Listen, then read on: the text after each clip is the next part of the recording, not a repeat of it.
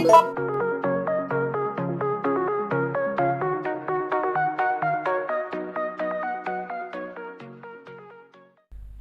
teman-teman, welcome to Ryugo Gaming. Dan hari ini aku akan melakukan prediksi ulang untuk World Cup 2022 yang akan menjalani laga perdana malam nanti, Qatar menghadapi Ekuador. Jadi tepat di akhir ya, aku langsung akan melakukan prediksi. Dan sekarang ini aku prediksi sambil aku lihat squad resminya. Oke, langsung kita mulai aja teman-teman. Jadi dimulai dari grup A, ada ada Ekuador, Belanda, Qatar, dan Senegal. Oke, kita lihat dulu ya. Jadi Ekuador. Oke, Ekuador menurutku lumayan. Beberapa pemain mereka sudah main di Eropa seperti Hincapie, terus ada Estupiñán, terus Moises Caicedo. Jadi menurutku lumayan. Itu maksudnya gini, bermain di Eropa atau enggak itu sebetulnya itu bukan jaminan. Tapi paling enggak dengan bermain di Eropa itu tuh paling enggak si pemain itu sudah bisa bilang tuh sudah memiliki jam terbang dengan pressure, dengan tekanan tinggi, apalagi nama-nama seperti kayak Hincapie main di Leverkusen, terus Caicedo main di Brighton. Itu kayak mereka sudah terbiasa dengan atmosfer Liga Inggris, Liga Jerman, dengan kompetisi yang sangat-sangat kompetitif. Terus juga istilah itu mereka juga bermain bersama rekan-rekan setim yang lebih punya pengalaman, yang ya punya skill dan lain sebagainya. Itu penting banget menurutku ya. Dan kalau menurutku, kalau aku melihat seperti ini, Ekuador itu menurutku lumayan, dan mereka di depan kemungkinan akan mengandalkan Enner Valencia, pemain yang sudah lumayan senior, dan dia lumayan heading juga, jago heading. Terus kita lihat Belanda dulu teman. Belanda, oke. Belanda skuadnya seperti ini. Belanda itu jujur gini ya, kalau untuk Belanda, kalau melihat skuadnya, aku kurang suka di depannya teman-teman. Kalau Belanda di depannya tuh Belanda kurang bagus. Belanda bagus di belakang menurutku. Di belakang kalian lihat tuh, ada Van Dijk, VVD, Ake, Jurrien Timber, Dumfries, De Vrij, De Ligt. Itu luar biasa. Frimpong, itu penambahannya bagus ya, nama-nama seperti Jeremy Frimpong. Itu bagus banget. Terus di tengah lumayan, cuma menurutku masih kurang. Iya, lumayan oke, tapi kayak menurutku tuh masih butuh waktu untuk Belanda. Lihat nama-nama seperti Kenneth Taylor, Xavi Simons, Cody Gakpo, itu tuh menurutku belum terlalu berpengalaman banget di level internasional. Plus di klub mereka juga belum yang betul-betul bisa bilang tuh keluar maksudnya tuh tampil all out, yang tampil bagus di klub besar. Mereka belum seperti itu. Nama-nama seperti Jurrien Timber segala itu kan masih ya bagus, tapi belum betul-betul terbukti gitu tuh. Nah, menurutku Belanda tuh masih butuh waktu untuk pemain-pemainnya segala itu, masih butuh waktu. Makanya kayak Tyler Malaysia itu sudah bagus, keluar ke MU itu sudah bagus banget. Tapi menurutku Belanda kemungkinan bakal lolos, menurutku Belanda lolos. Tapi untuk melangkah jauh, prediksiku kok mungkin paling enggak perempat final lah mungkin lah. Tapi kalau untuk sampai semifinal final kemungkinan enggak. Tapi kembali lagi ya, semuanya itu juga tergantung nanti lawannya siapa, juga tergantung ketemunya siapa. Tapi menurutku kok belum untuk Belanda, apalagi sampai juara kok belum kalau menurutku ya. Oke, Qatar menurutku juga kemungkinan besar akan nasibnya serupa sama Afrika Selatan waktu 2010. Jadi kemungkinan besar tim tuan rumah yang nggak akan lolos dari fase grup, kemungkinan menurutku, karena saingannya cukup berat. Oke, Senegal teman-teman. Senegal ini termasuk saingan ketat juga sama Ekuador menurutku ya. Jadi cuman mereka tanpa Sadio Mane ya, yang cedera, terpaksa harus absen. Tapi di luar itu mereka masih punya Bamba Dieng, masih punya Ismail Assar, Idrissa Gueye, banyak bagus-bagus menurutku ya. Jadi Senegal patut diwaspadai pastinya. Di belakang juga terlihat ada Koulibaly, Ballo Touré. Nah gini, jadi oke, aku sudah melihat semuanya squad di grup A. Kalau aku melihat Belanda menurutku pasti lolos. Ya, aku nggak mau pasti ya, kemungkinan besar. Jadi segalanya itu masih bisa nggak pasti, tapi prediksiku maksudku itu ya, prediksiku kemungkinan besar Belanda lolos. Yang mendampingi Belanda antara Ekuador atau Senegal. Kalau menurutku Ekuador, aku menjagokan Ekuador untuk mendampingi Belanda. Kenapa? Soalnya Ekuador itu tuh menurutku mereka penampilannya tuh Amerika Selatan, tapi tuh mereka nggak yang Amerika Selatan banget gitu loh. Jadi kayak beda performa dibandingkan kayak tim-tim seperti Uruguay, Argentina, Brasil yang teknik banget tuh loh. Kalau kayak Uruguay, Argentina, Brasil, Chile, Kolombia itu kan lebih ke teknik gitu. Yang pemain-pemainnya itu yang lebih punya skill yang tidak mengandalkan fisik. Tapi kalau Ekuador tuh termasuk tim Amerika Selatan yang lumayan mengandalkan fisik juga. Jadi kayak banyak pemain-pemain yang cukup punya body kuat, tinggi badan, yang beberapa tuh nggak dimiliki oleh negara-negara Amerika Selatan yang lain. Jadi kalau aku melihat mungkin Ekuador akan lolos bersama dengan Belanda di grup A. Oke ya, mungkin Belanda yang juara grup, Ekuador yang runner up. Oke, lanjut teman-teman. Kita menuju ke grup B. Oke, Inggris nih. Kembali lagi juga ya. Jadi ini aku hanya sekedar prediksi, jadi kembali lagi belum tentu benar, belum tentu salah. Kembali lagi ya, setiap prediksi juga sah-sah aja ya. Jadi selain itu juga karena aku memprediksi gini, mungkin ada dari kalian yang nggak setuju ya sah-sah aja, ini hanya sekedar prediksi teman-teman ya, just for fun. Oke. Inggris ini menarik banget menurutku, skuadnya termasuk salah satu skuad yang paling menarik, dan menurutku Inggris yang sekarang ini sudah lebih matang dibandingkan Inggris yang waktu kemarin waktu Euro kemarin, waktu Piala Dunia yang lalu itu sudah lebih matang lagi. Kita lihat nama-nama seperti Bellingham itu sudah jauh lebih matang, Declan Rice, terus sekarang ada penambahan baru Conor Gallagher dari Chelsea ya. Terus nama-nama seperti Harry Kane, terus Callum Wilson juga lagi bagus-bagusnya di Newcastle. Terus Phil Foden, Saka itu sudah pasti sudah jauh lebih matang lagi dibandingkan yang sebelum-sebelumnya. Jadi menurutku Inggris kandidat kuat juara. Kalau menurutku Inggris kandidat kuat juara untuk musim ini ya, untuk 2022 ini. Dan mereka juga menurutku lumayan bagus di semua lini. Lumayan bagus. Nick Pope juga bagus banget sama Newcastle. Kalian lihat sendiri Newcastle luar biasa sampai peringkat 3 itu juga berkat Nick Pope juga. Terus lain-lainnya juga. Cuma sayangnya menurutku mereka itu masih banyak diperkuat ini. 3 bek kanan. Aduh, gak tahu kenapa mereka ya selalu seperti itu ya. Kayak kemarin di Euro 4 bek kanan, sekarang 3 bek kanan ya. Trippier, TAA dan Kyle Walker. Ya mungkin Walker bisa main agak ke tengah sih. Tapi itu ya itu menurutku mungkin Inggris bisa bilang di belakang yang agak kurang menurutku. Kita lihat nama-nama seperti John Stones, Connor Cody, terus Harry Maguire, Ben White itu menurutku nggak sebagus tim-tim besar lainnya untuk ukuran back. Aku melihat back tengahnya masih agak kurang untuk Inggris ya. Untuk back saya masih oke lah. Trippier bagus untuk set piece, TAA juga bagus. Terus Luke Shaw juga bagus, tapi back tengahnya masih agak kurang untuk Inggris ya. Untuk tengah bagus menurutku. Calvin Phillips segala bagus. Mason Mount. Oke. Depan bagus, Inggris bagus. Cuma kendala di belakang menurutku ya. Oke. Terus lanjut Iran. Oke, kalau kita melihat grupnya, Iran menurutku juga kayak masih agak kesulitan untuk bisa berbicara banyak di Piala Dunia nanti.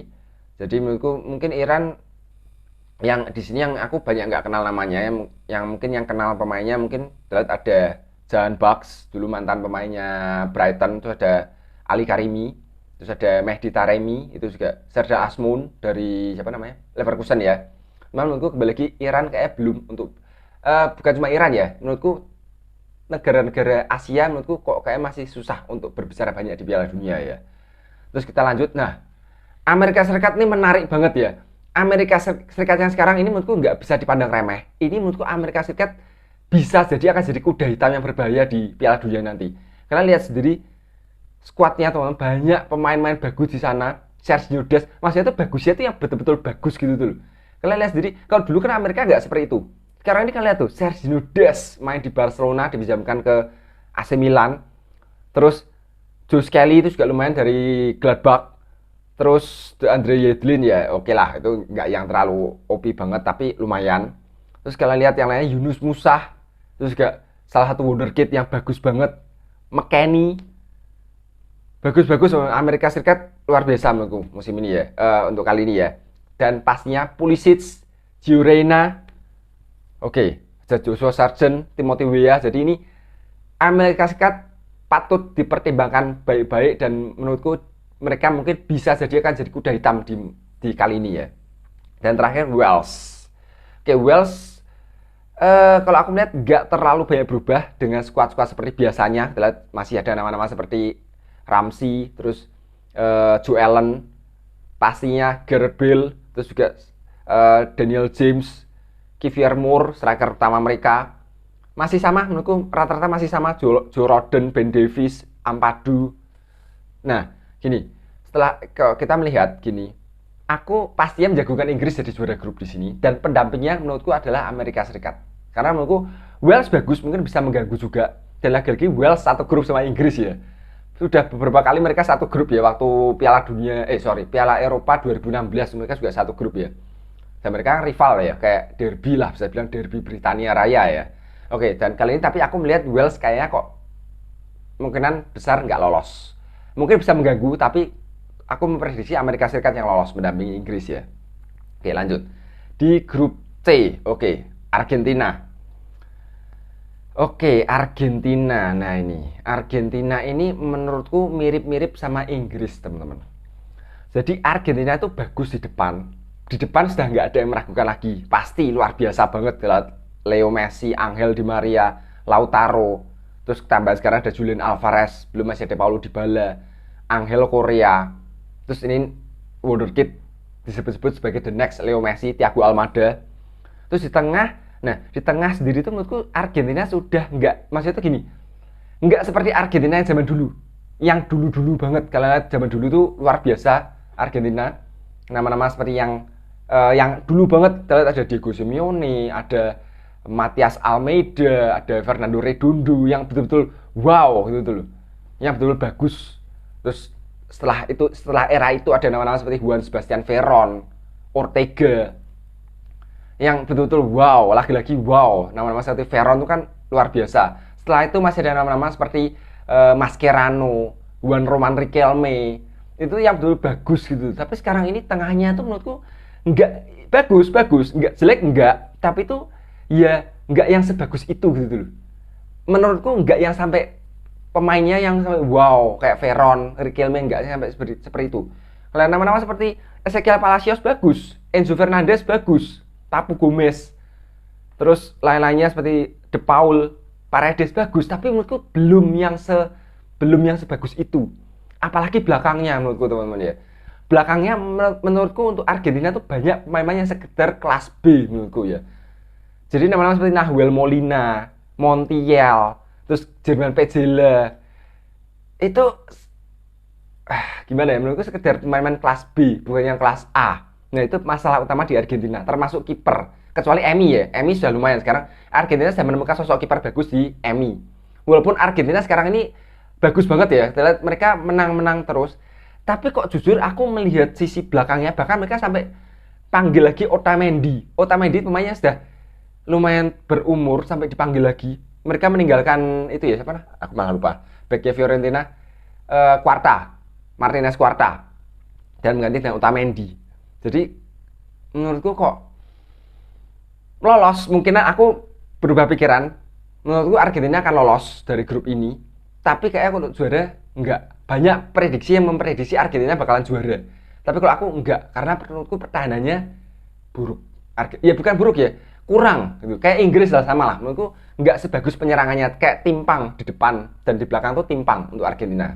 Seperti itu. Kalau menurutku kurang, Argentina masih kurang menurutku ya.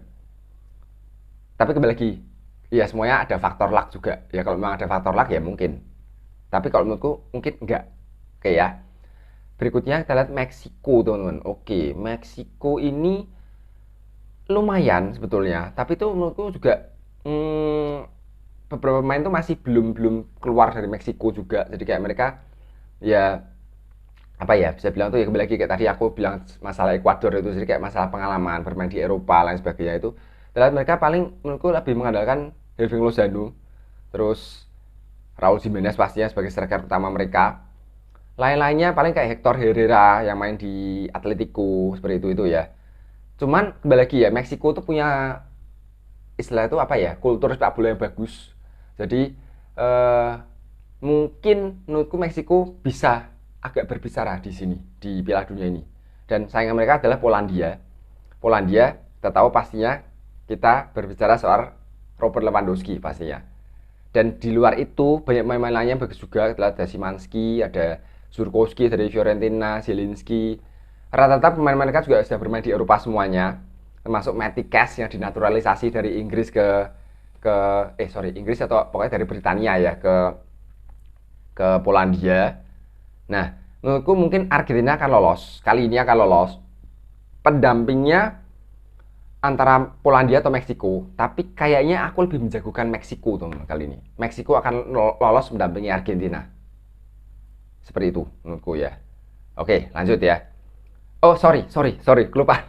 Saudi Arabia. Oke, untuk Saudi Arabia menurutku kembali lagi sama seperti negara-negara Asia lainnya. Menurutku kok kayak masih susah untuk negara Asia tuh berbicara banyak di Piala Dunia tuh masih susah. Kecuali waktu itu Korea Selatan. Itu pun karena mereka tuan rumah. Jadi kayak semangatnya tuh tinggi banget waktu itu ya. Betul-betul ada dukungan supporter, mereka kayak semangat banget. Kecuali itu, tapi di luar itu ya kembali lagi negara-negara Asia memang masih susah menurutku ya. Masih ya entah dibutuhkan pemain-pemain yang betul-betul wow. Menurutku masih susah untuk Asia ya. Oke, lanjut teman-teman menuju ke grup D. Ada Australia, ini juga sama lagi menurutku ya. Sama lagi, jadi negara-negara Asia walaupun Australia memang bisa dibilang tuh Asianya tuh Asia, tapi itu mereka untuk dari segi fisik semuanya tuh lebih menjurus ke Eropa, lebih mirip-mirip ke Inggris karena juga banyak pemain mereka yang bermain di Inggris. Tapi kalau menurutku kalau untuk Australia itu Australia yang sekarang tuh nggak kayak Australia zaman dulu. Pemain-pemainnya sekarang tuh ya menurutku kayak ya biasa-biasa aja, sekedar main-main kelas B. Kalau dulu kan mereka ada banyak pemain yang lumayan bagus. Kita tahu ada Mark Viduka, ada Harry Kewell, terus ada Tim Cahill. Banyak lah, dulu tuh banyak pemain-pemain yang lumayan istilah tuh bagusnya tuh benar-benar bagus. Kalau sekarang tuh biasa aja untuk Australia menurutku ya. Jadi kayak ada yang bermain kita lihat kayak Aaron Moy, tapi ya juga sudah tua juga Aaron Moy dan Lucky juga sudah tua juga. Jadi menurutku kok Australia juga sama halnya dengan kayak tadi kayak Qatar, Iran, Arab Saudi. Jadi kayak nggak terlalu bisa berbicara banyak lah untuk Australia. Lanjut Denmark teman-teman. Denmark ini lumayan menarik teman-teman ya. Denmark kita lihat ya dari squadnya menurutku juga cukup merata semuanya dari belakang, dari kiper sampai depan tuh cukup merata semuanya. Banyak pemain-pemain berbahaya. Kita juga perlu mewaspadai Damsgaard, itu salah satu pemain muda yang bagus pastinya. Di luar itu Eriksen yang akhirnya kembali bermain, maksudnya itu di kompetisi internasional besar setelah kemarin ya sempat terkena serangan jantung ya waktu di Euro kemarin.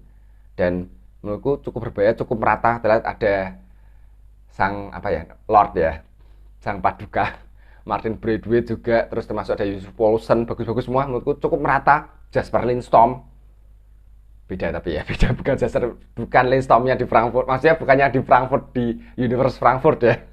Oke. Terus berikutnya Prancis. Nah ini menarik nih, Prancis ini aku sebetulnya cukup bagus ya, dari skuad tuh mentereng, tapi menurutku ada ada sedikit kesamaan sama Inggris sama Argentina menurutku dari Prancis. Kesamaannya bukan di backnya, tapi di kipernya menurutku teman-teman ya. Backnya bagus. Kalau aku melihat backnya bagus Prancis. Lihat nama-nama seperti Kondi, Upamecano, Pavard, Konate, Theo, Lucas, itu bagus semuanya. Tapi di kiper aku agak menyoroti di kipernya Prancis. Prancis agak kekurangan kiper menurutku. Mereka masih mengandalkan sosok Hugo Lloris ya, emang dia kapten ya, Hugo Lloris ya. Tapi itu Hugo Lloris sudah lumayan tua dan cadangannya adalah Areola. Areola tuh menurutku kiper yang kayak gagal berkembang nggak sih, dulu tuh sempat disebut-sebut sebagai wonderkid untuk Areola. Tapi sekarang ini kayak gitu-gitu aja karirnya untuk Areola. Mandanda sudah terlalu tua banget menurutku. Mereka masih mengandalkan sosok Mandanda. Jadi kayak nggak ada kiper generasi baru yang menggantikan. Jadi kayak mereka masih mengandalkan kiper-kiper tua, Hugo Lloris sama Mandanda sama Areola yang nggak berkembang. Itu menurutku mungkin bisa jadi akan jadi masalah. Benzema masih cedera. Dan di depan sih menurutku bagus. Dan ini, aku kok melihat kemungkinan besar bisa jadi akan menjadi bintang. Maksudnya itu kayak bukan bintang ya, tapi maksudnya itu pemain yang layak disorot di Prancis itu adalah Randal Kolo Muani. Bukan karena aku main series Frankfurt teman-teman, tapi kalau aku melihat kemungkinan besar Muani bisa unjuk gigi di sini. Kita lihat untuk Griezmann, terus ya udah biasa, dan menurutku juga Griezmann nggak sebagus Griezmann yang beberapa tahun yang lalu. Benzema masih cedera. Terus lainnya, Coman kan bukan striker murni. Berarti striker murninya tinggal Marcus Thuram. Ya Mbappe pasti ya, atau pasti Mbappe. Thuram, Mbappe, Giroud, sama Griezmann. Lah, mungkin Kolo Muani patut diwaspadai ini. Siapa tahu dia bisa menonjol di Piala Dunia kali ini. Dan untuk tengahnya semua bagus, lihat Kamavinga, Tchouaméni, terus Rabiot lah. Tapi menurutku juga gini ya, tengahnya terlalu minim menurutku teman-teman. Entah mereka pakai formasi apa nih, aku nggak tahu. Tengahnya tuh menurutku terlalu minim dan ya tipikalnya sama semua untuk tengahnya ya. Tipikal CM semua adalah tuh.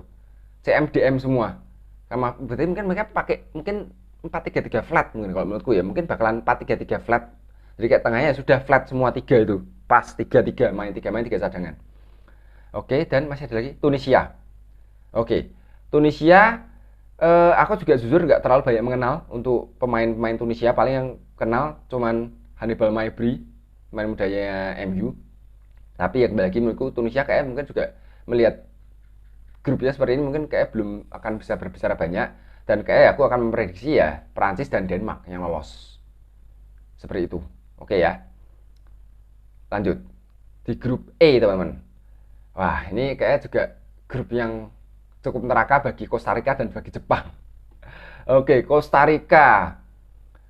Costa Rica kita lihat juga masih banyak pemain-pemain lama teman-teman ya. Kita lihat nama-nama seperti Keylor Navas pastinya masih main, tapi juga kita lihat masih ada Bryan Oviedo, terus masih ada Oscar Duarte. Itu pemain-pemainnya sudah dulu sudah masih itu sudah langganan main, ini masih diandalkan, termasuk Brian Ruiz itu masih diandalkan juga. Well Campbell itu pemain-pemain yang sudah lama banget. Dan gini, Costa Rica itu dulu pernah mengejutkan di Piala Dunia 2010 kalau nggak salah ya. Ya waktu mereka aku lupa 10 atau 14 ya. Ya waktu mereka satu grup kayak 10 nggak salah. Satu grup sama Inggris, Italia, Uruguay. Mereka lolos jadi juara grup. Apa ya itu ya? 2010, 14 kayak aku ingat 14 soalnya ya 14 itu ya. Itu mereka sempat mengejutkan memang. Tapi kali ini kembali lagi Jerman dan Spanyol. Wah. Soalnya waktu itu Italia sama Inggrisnya waktu itu kayak juga masih nggak yang bagus-bagus banget waktu Inggrisnya. Maksudnya itu nggak yang favorit juara banget tuh nggak waktu Inggrisnya. Italia waktu itu mereka juga nggak yang terlalu favorit banget gitu.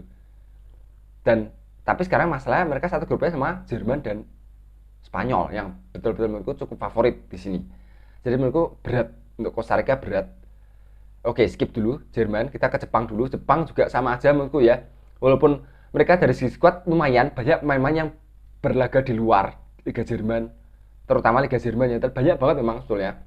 Ada Maya Yoshida, ada Tomiyasu, ada Itakura, Nagatomo sudah pulang ding ya. Terus lain-lain banyak sih, ada Endo, terus ada Kamada, banyak Kubu. Tapi menurutku kembali lagi ya, samalah kayak dengan negara-negara Asia lainnya, terlebih grup mereka kayak gini. Oke, ya ini jelas aku memprediksi Spanyol Jerman yang lolos. Tapi Spanyol atau Jerman yang juara grup. Nah, kalau aku melihat squad, telah sebentar ya. Untuk Spanyol dulu. Spanyol itu aku agak nggak ngerti itu penunjuk dipanggilnya Alvaro Morata. Soalnya menurutku Morata tuh biasa aja, striker yang kalau menurutku ya sekedar kelas B aja untuk Morata. Dan juga nama-nama lainnya tuh kayak aku kayak melihat mereka tuh kemungkinan besar bakalan pasang formasi false nine tanpa striker karena kita lihat tuh nggak ada cadangannya untuk Morata. Paling Ferran Torres sendiri kan memang tipikalnya tuh bukannya striker murni gitu tuh. Dia aslinya pertama wing. Terus sekarang ya bisa untuk sebagai striker sebagai false nine lah. Nah, menurutku harusnya nggak usah dipanggil sekalian menurutku. Harusnya Morata harusnya diganti pemain lainnya menurutku.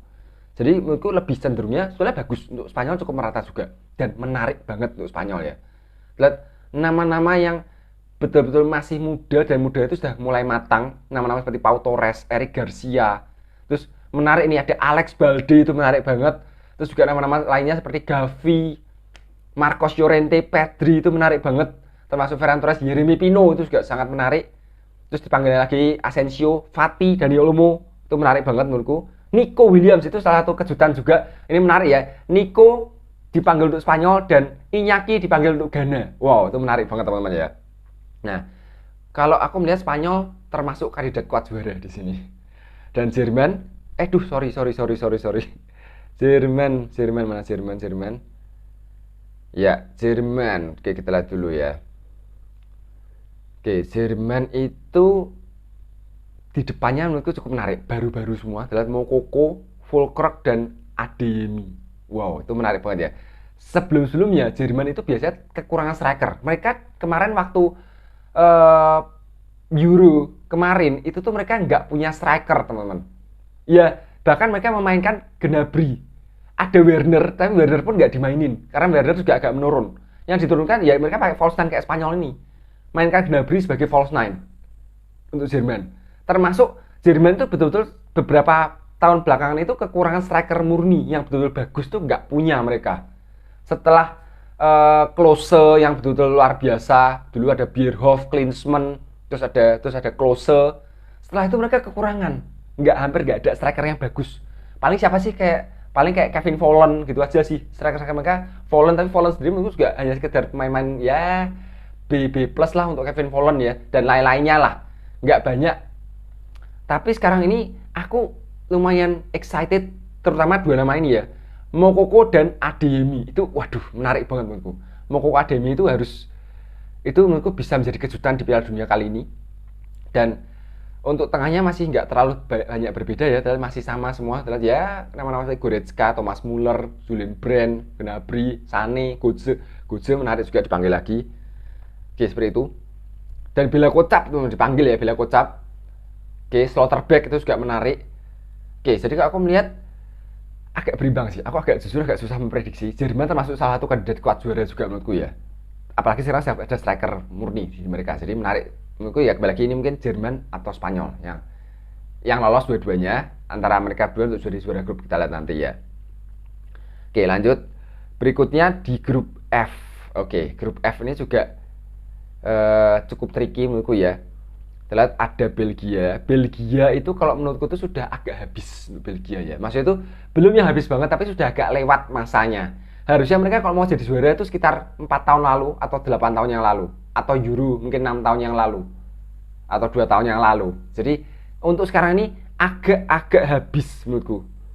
Karena kalian lihat tuh mereka masih mengandalkan nama-nama yang sudah tua seperti Vertonghen, Alderweireld, terus ada lain-lainnya seperti Thomas Meunier. Terus untuk KDB sendiri aja tuh menurutku sudah agak mulai menjurus ke menurun, maksudnya sudah mulai agak lewat lah menurutku, sudah agak istilahnya itu sudah mulai expired gitu tuh. Terus Eden Hazard ya kalian sendiri sudah nggak sebagus yang kemarin waktu 4 tahun yang lalu, waktu di Rusia, waktu di Brasil gitu loh.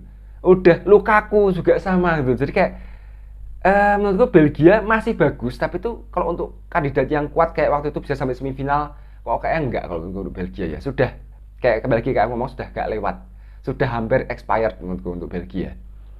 Terus untuk Kanada mungkin menurutku Kanada belum akan terlalu berbuat banyak, karena kembali lagi juga mereka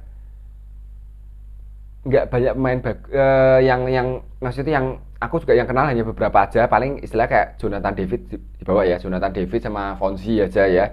Lainnya ya mungkin menurutku nggak terlalu bisa berbicara banyak juga untuk Kanada. Kroasia, oke. Kroasia menurutku juga kayaknya kok berat Kroasia. Soalnya gini, Kroasia itu sedang masa transisi. Pertama, masalah striker Mario Mandzukic. Sejak terakhir di Rusia kemarin, sejak Mandzukic pensiun, itu Kroasia nggak menemukan striker yang bagus. Nggak ada, teman-teman. Kalian lihat tuh, nama-nama seperti Andrej Kramaric itu kurang menurutku. Dan sekarang itu juga, siapa namanya? Rebic juga gak dipanggil kan. Tapi nama-nama lain seperti Bruno Petkovic, Ante Budimir, Livaja, itu menurutku belum bisa menggantikan sosok Mandzukic menurutku. Jadi menurutku Kroasia tuh di depan tambah kurang. Mereka belum menemukan sosok pengganti Mandzukic. Di tengah, Ivan Rakitic itu juga sama. Hilangnya Ivan Rakitic memang mungkin bisa di cover sama Kovacic atau Vlasic atau Pasalic ya. Untuk Brozovic kan lebih ke belakang memang. Untuk Rakitic kan sebetulnya tandemnya Luka Modric sebagai center yang untuk sebagai kreator. Nah, itu menurutku juga Kovacic atau Vlasic itu tuh menurutku belum terlalu bisa menggantikan peran Rakitic, itu belum terlalu bisa menurutku. Jadi menurutku Kroasia bakalan kesulitan. Terlebih itu Perisic, mereka terakhir lebih mengandalkan Perisic. Tapi Perisic yang sekarang sudah kembali sudah lumayan menua juga, sudah beda dengan Perisic yang dulu. Jadi menurutku Kroasia akan kesulitan di sini menurutku. Kita lihat permainan mereka kemarin di Euro aja kayak angin-anginan gitu, kayak susah. harusnya mereka diprediksi mudah lolos dari grup mereka, tapi mereka malah kesulitan waktu itu. Jadi menurutku Kroasia kayak susah. Yang menarik justru Maroko menurutku. Maroko menarik banget menurutku. Skuadnya bagus banget. Salah satu negara Asia yang bagus banget skuadnya.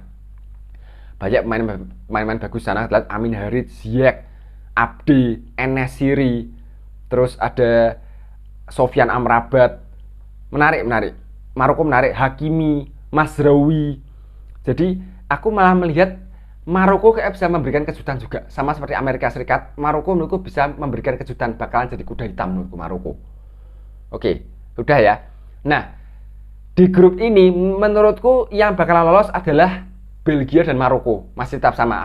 Walaupun aku menjagokan Kroasia, tapi kayaknya yang bakal lolos Belgia sama Maroko. Soalnya Kroasia menurutku masih masa transisi. Walaupun Modricnya bagus, tapi bisa jadi akan kesulitan menurutku. Soalnya tuh permainannya tuh kalau aku melihat di Euro kemarin tuh kayak monoton, kayak nggak bisa maju, kayak cuma mutar aja sih untuk Kroasia ya. Jadi menurutku Belgia dan Maroko. Lanjut teman-teman. Di grup G. Wah, ini Brasil. Ya, Brasil yang ini itu sudah beda menurutku. Bagus. Brasil kali ini bagus banget, merata di semua lini. Dan luar biasa menurutku Brasilnya bagus banget. Apalagi masuknya nama-nama seperti Rodrigo, Vini, terus ada Anthony. Wow, itu bagus banget. Gila, Brasil bakalan bahaya banget menurutku kali ini ya. Brasilnya sekarang bakalan bahaya banget ini. Gak usah diragukan lagi, Brasil mungkin bakalan lolos di sini pastinya. Kamerun, oke, Kamerun menurutku lumayan, tapi menurutku nggak sebagus Maroko, dan mereka juga nggak beruntung di grup yang lebih susah menurutku, lebih merata. Kita lihat untuk grup lainnya ada Serbia di sini dan ada Swiss. Oke. Ini cukup seimbang menurutku. Kalau menurutku Brasil harusnya lolos. Nah, pendampingnya antara Serbia atau Swiss. Swiss bagus, kita tahu beberapa tahun belakangan tuh Swiss selalu bisa menyulitkan tim-tim besar, termasuk Prancis, menyingkirkan Prancis Swiss ya waktu itu ya di Euro kemarin. Dan mereka juga diperkuat pemainnya sama loh. Jibril Sow kok forward sih, bukannya center ya? Oke, kayak salah cetak kali ya. Dan lainnya juga kita masih banyak pemain yang sama, Xhaka, terus Denis Zakaria, Ricardo Rodriguez, Elvedi, Fabian Schär, Akanji, nggak beda, termasuk Jan Sommer. Nah, tapi kayak aku melihat mungkin Serbia bisa mengejutkan kali ini menurutku teman-teman. Soalnya Serbia tuh cukup menarik kali ini ya. Lihat nama-nama baru seperti Dusan Vlahovic itu pastinya cukup menarik banget. Terus juga cukup seimbang menurutku lah. Karena untuk Serbia sendiri juga bagus-bagus. Lihat Gudel bermain tuh Sevilla, itu ada Milinkovic Savic, Filip Kostic, terus ada Uros Rasic juga. Jadi menurutku cukup bagus. Di belakang juga ada nama-nama seperti Milenkovic dari Fiorentina, terus ada Velkovic. Menurutku mungkin kok kayaknya Serbia yang akan mendampingi Brasil menurutku ya di sini ya. Oke, dan terakhir teman-teman kita menuju ke grup H. Oke. Ghana ini menarik banget teman-teman. Ghana menurutku cukup menarik untuk Ghana. Soalnya tuh banyak pemain naturalisasi di sini teman-teman. Kalian lihat tuh. Dan selain pemain naturalisasi, pemainnya tuh bagus-bagus semua. Kalian tuh ada Aidu main di Celta Vigo, Amarty di Leicester City, terus ada Baba Rahman, ada Lamptey, ini dia naturalisasi yang menarik banget menurutku. Inggris cukup menyanyikan Lamptey, harusnya tuh Lamptey layak masuk ke skuad Inggris. Terus lainnya kalian lihat ada Andre Ayew, Jordan Ayew masih ada di sana, Thomas Partey yang bermain untuk Arsenal, Kudus bagus banget tuh, wonderkid yang bagus di Ajax, termasuk nama-nama seperti Iñaki Williams. Ini juga aku excited banget, menarik banget sama Iñaki Williams teman-teman ya. Terus berikutnya untuk Portugal teman-teman. Gini, Portugal ini menurutku aku nggak tahu nanti Fernando Santos kayak gimana. Soalnya menurutku ini bisa jadi blunder. Kalau Portugal, kembali lagi ya, Cristiano Ronaldo itu masih jadi masalah teman-teman. Ya kembali lagi kalian tahu sendiri masalah-masalahnya di MU. Menurut ya gini, ini pribadiku ya, mungkin sorry bagi para fans-fans Ronaldo. Aku nggak bermaksud apa-apa sama Ronaldo, sama MU juga nggak ada masalah apa-apa. Dulu aku juga sempat jadi fansnya Ronaldo waktu di Real Madrid. Tapi maksudnya gini, menurutku Ronaldo yang sekarang itu kayak masih berada dalam star syndrome gitu loh. Kayak dia masih merasa dirinya itu betul-betul pemain yang luar biasa, yang mega bintang, yang super power gitu loh. Padahal maksudnya itu harusnya memang Ronaldo harusnya tuh mulai menyadari bahwa memang mungkin performanya itu sudah mulai menurun, nggak sebagus yang dulu lagi. Jadi harusnya tuh Ronaldo harusnya bisa mulai menerima bahwa sekarang mungkin dia lebih sering kadang tuh nggak selalu main gitu. Nggak selalu, aku nggak bilang 100%, tapi mungkin 90% main, nggak selalu seperti itu gitu teman-teman. Nah, jadi makanya menurutku itu bisa jadi akan jadi blunder buat Portugal kalau mereka masih menerapkan sesuatu yang sama, betul-betul mengandalkan Ronaldo di depan. Karena menurutku Ronaldo sendiri itu sudah kayak sekarang itu posisinya tuh kayak target man, kayak nggak terlalu banyak gerak, hanya sekedar mengandalkan insting mencetak golnya. Iya, istilah itu untuk finishingnya aja gitu. Lebih, memang dia masih bisa sih kutak-katik gitu, masih bisa, tapi kayak sekarang itu betul-betul lebih mengandalkan finishingnya aja. Istilah itu kepala, kaki, ya udah insting mencetak golnya aja. Dan itu Ronaldo kan istilah itu tipikalnya itu loh, menurutku aku lebih menyoroti sifatnya, kepribadiannya Ronaldo yang kayak merasa ya gini ya, maksudnya kayak harus apa-apa tuh ke dia gitu, kayak dia yang harus cetak gol. Ya nggak selalu, tapi kayak dia, aku melihat tuh kayak dia tuh yang harusnya bintangnya tuh dia gitu loh, bukan yang lain. Bintangnya tuh dia yang harus cetak gol, apa-apa harus umpannya ke dia. Nah, itu menurutku akan jadi blunder sendiri bagi Portugal menurutku. Padahal harusnya kalau melihat skuad Portugal itu tuh bagus. Di semua lini menurutku, hampir semua lini bagus. Kita lihat tuh, bagus semua. Kita lihat Nuno Mendes, Rafael Guerreiro, Ruben Dias, Cancelo. Itu gila, nama-namanya bagus banget menurutku. Ruben Neves, Bernardo Silva, Bruno Fernandes, Vitinha. Termasuk di striker segala ada Joao Felix, Gonzalo Ramos, Rafael Leao, itu menarik banget. Harusnya, aku nggak tahu, menurutku harusnya Fernando Santos harus berani mencadangkan Ronaldo seperti Erik ten Hag menurutku. Harus berani. Kalau Fernando Santos masih terus memasang Ronaldo full, itu akan bisa jadi berpotensi blunder buat Portugal menurutku ya. Oke. Korea ya sama menurutku. Walaupun ada Sony, tapi menurutku loh, Sony nggak dipasang, nggak dipanggil. Ada lah kok midfield sih. Oke. Walaupun ada Sony, menurutku sama dengan main-main dengan negara-negara Asia lainnya, belum terlalu banyak berbicara untuk Korea ya. Uruguay, oke, ini dia. Oke, Uruguay menarik menurutku, cukup menarik karena kalian tahu sendiri memang masih ada Luis Suarez dan Cavani, tapi kita lihat ada Darwin Núñez di sana dan Fede Valverde, salah satu pemain yang paling menarik saat ini, salah satu pemain yang cukup luar biasa, cukup lagi naik daun banget Fede Valverde. Di luar itu juga banyak pemain bagus sana, termasuk ada De La Cruz, ada Arrascaeta juga bagus, Bentancur, masih ada namanya seperti Bentancur, Vecino, Torreira. Di belakang pun juga lumayan, Godin masih diandalkan sih, tapi terlihat masih mereka ada juga Jose Gimenez, Araujo, itu menarik banget ya. Ya, jadi sudah semua teman-teman. Dan di grup ini kayak aku mungkin prediksi yang lolos adalah Uruguay dan Ghana, mungkin. Soalnya gini, masalah Portugal, kembali lagi ya, aku nggak ada masalah sama Portugal, nggak ada masalah sama Ronaldo. Cuman kembali lagi, aku kok kayaknya melihat Fernando Santos kemungkinan besar susah untuk meniru Erik ten Hag.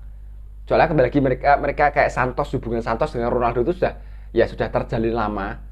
Dan menurutku Fernando Santos akan tetap memasang Ronaldo full kemungkinan besar. 3 laga akan dipasang terus. Dan strateginya tetap sama, passing ke Ronaldo. Dan mungkin bisa jadi itu akan jadi blunder buat Portugal. Mungkin menurutku. Jadi makanya itu yang mendasari aku untuk melihat mungkin Portugal bisa jadi nggak lolos. Jadi mungkin yang lolos adalah Ghana dan Uruguay.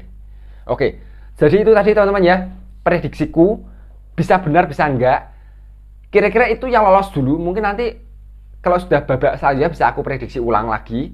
Dan kalau gambaran kasar siapa juara, aku nggak bisa nyebutkan satu nama, satu negara. Tapi kalau secara netral, aku bisa nyebut 4 negara kandidat kuat juara di sini. Aku melihat ada Brazil pastinya karena bagus banget.